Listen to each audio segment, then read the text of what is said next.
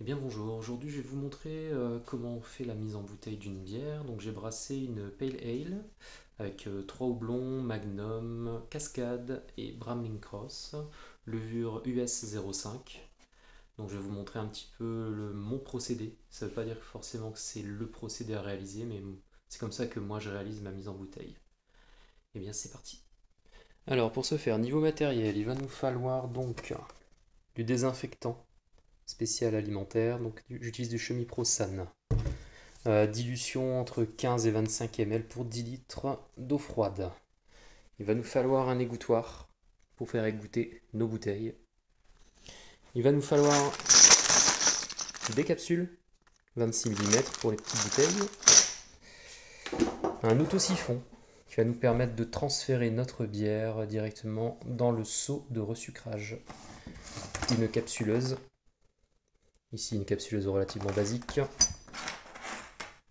Une tige d'embouteillage qui va nous permettre donc de transférer notre bière dans nos bouteilles en limitant très fortement l'ajout d'oxygène. Il va nous falloir de quoi mélanger. Ici j'ai pris un vieux fourquet en plastique, un seau propre de contenance suffisante qui va donc nous permettre de transférer notre bière. Il va nous falloir évidemment des bouteilles, plein de bouteilles. Et pour finir, il nous faut notre bière.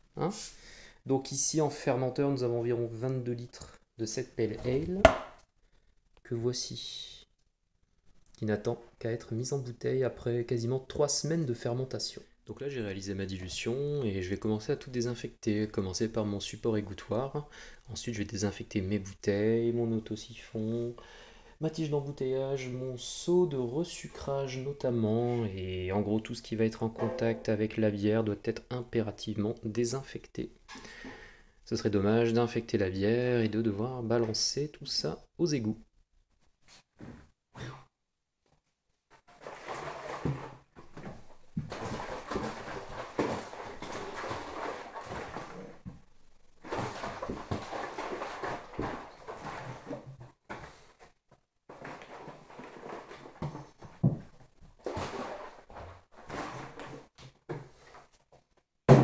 Donc là l'autosiphon est en place, on va transférer la bière donc dans le seau de resucrage. C'est parti, donc on va pomper. Voilà, c'est amorcé.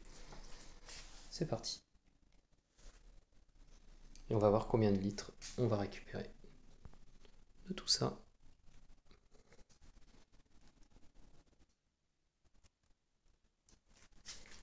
Très important, on pense à couvrir pour éviter tout risque d'oxydation. Donc là, transfert terminé. Donc il reste à peu près, on va dire, un bon 3 litres en fermenteur. Je sais pas si on le voit bien. Ouais. Et donc on obtient quasiment 19 litres de bière. Que voici.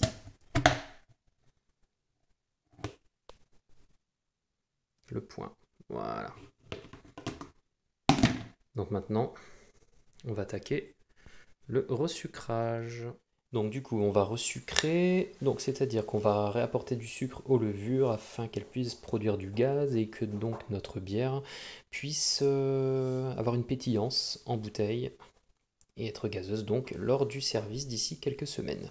Donc pour une bière de type Pale Ale qui a fermenté aux alentours de 22-23 degrés grâce à l'application Beer Apps, donc il m'est recommandé de resucrer environ 6,8 g par litre. Donc pour 19 litres de bière, cela nous fait un petit 130 g de sucre. Donc c'est parti, on y va.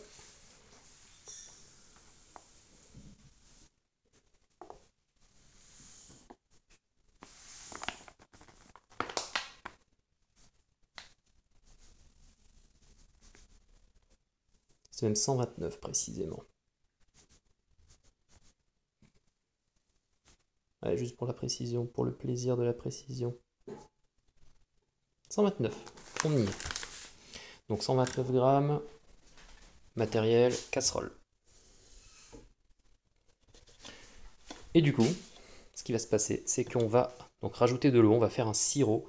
Et donc on va rajouter environ, moi j'aime bien faire du 1 pour 1, donc environ 130 ml d'eau que nous allons mettre dans la casserole. Donc j'ai ajouté l'eau au sucre, je fais bouillir l'affaire juste quelques minutes. Donc là on en est à 2-3 minutes, histoire de tout stériliser, d'être tranquille, de faire du travail propre, d'éviter tout risque d'infection à notre bière. Et donc là on est bien. Ce qu'on va faire, on va couper le feu et on va laisser refroidir. Alors pas besoin d'arriver à une température de 20 degrés, hein, c'est pas la peine. Moi ce que j'aime bien faire, c'est que je prends ma casserole et je la fais tremper dans un bain-marie bien froid et jusqu'à ce que ça arrive à 50 degrés, c'est largement suffisant. Et à partir de ce moment-là, on pourra remettre directement dans le fermenteur. Certains remettent directement alors que en sortie d'ébullition, l'incidence de 150 ml sur 19 litres est très très très minime. Mais bon, c'est juste par envie que je fais ça. Donc j'ai fait refroidir mon sirop pendant quelques minutes. Donc là, on va l'incorporer directement à la bière. Mission accomplie. On va remuer un peu l'affaire.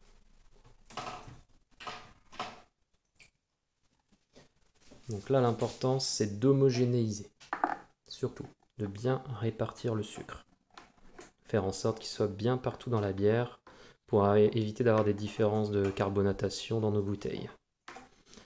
C'est une opération qu'on fera aussi pour s'en assurer environ toutes les 2 bouteilles, je dirais. Vous remplissez 2 bouteilles, vous remuez à nouveau.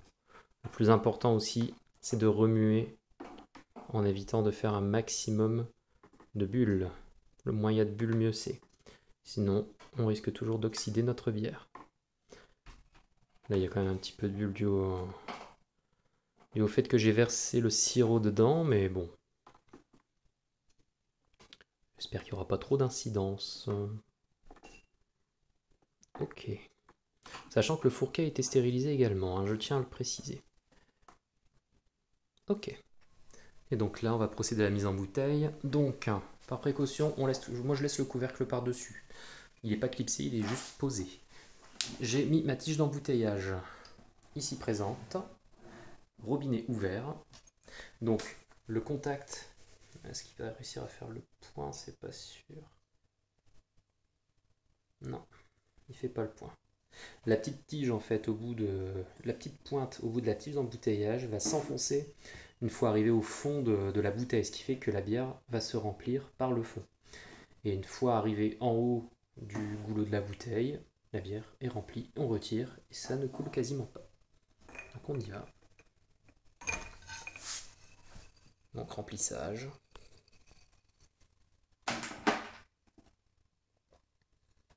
Ça se remplit, ça se remplit. La difficulté parfois c'est de savoir, de réussir à bien doser le moment où on arrive en haut de la bouteille.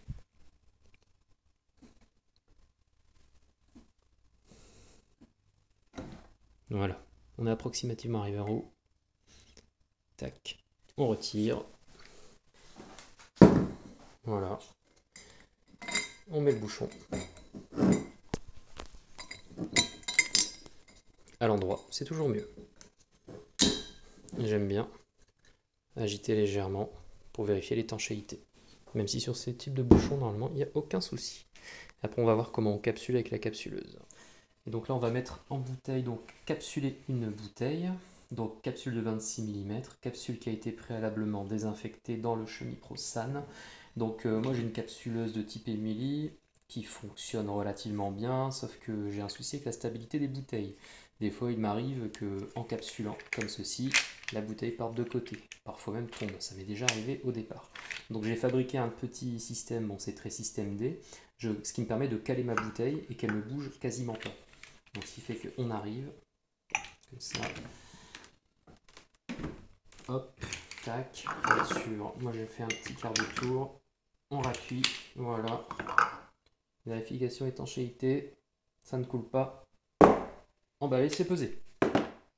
Voilà, la mise en bouteille est terminée, il y avait pas loin de 50 bouteilles, hein. Ça prend un petit peu de temps de faire tout ça. Donc, dernière chose pour calculer le taux d'alcool. Donc, pour ça, il faut plusieurs éléments. Il faut la densité initiale, qui était pour moi de 1,054. Voilà. La densité finale, c'est-à-dire en fin de fermentation, la quantité de sucre résiduel elle est à 1,009. J'ai ajouté 6, g par litre de sucre lors de la mise en bouteille, ce qui fait que on avait en théorie 5,94 degrés d'alcool avant la mise en bouteille et on termine grâce donc à la refermentation en bouteille au sucre ajouté à un taux qui est proche des 6,4% d'alcool par volume.